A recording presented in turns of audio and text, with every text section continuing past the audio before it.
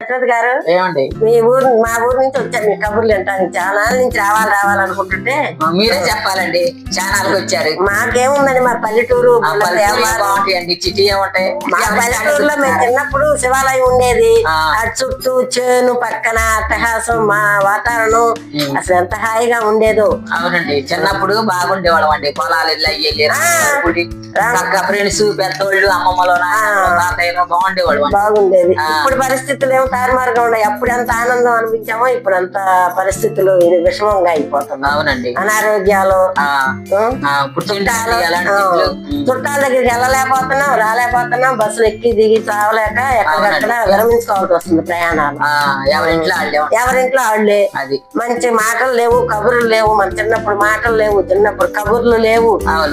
పరిస్థితులు ఎందుకు ఇట్లా అయిపోతున్నాయి ఏంటండి? కాలాన్ని బట్టి మనుషులు కూడా మారిపోతున్నారు. 100 ఏళ్ళు బతికేవాళ్ళు 60 ఏళ్ళు బతుకుతున్నారు. కష్టంగా ఉంది. అది ఏంటో తెలియట్లా. అసలు మేము చిన్నప్పుడు ఎంత హ్యాపీగా బ్రతికాము మా ఊర్లో. అవునండి పల్లెటూరు వాతావరణం.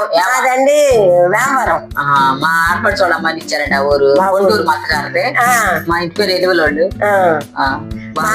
మా కల్లూరు మేము ఇక అక్కడ ఎటువంటి ఉద్యోగాలకు వెళ్ళిపోయారు. ఊర్లో ఎక్కువ మంది ఏం లేరు. అవునండి కానీ ఇప్పటికీ మా వాతావరణాలే గుర్తొస్తాయి మాకు. చిన్ననాటి కాలక్షేపం.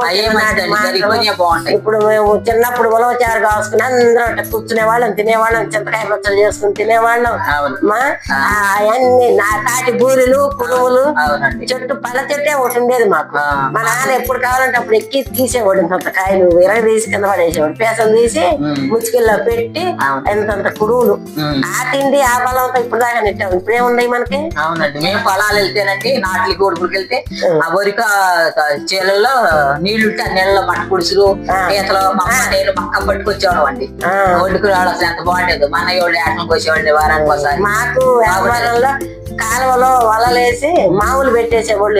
చేపలు తెచ్చుకుని చిన్న చిన్న అయ్యి పక్కిలని మట్ట గుడిసెలు.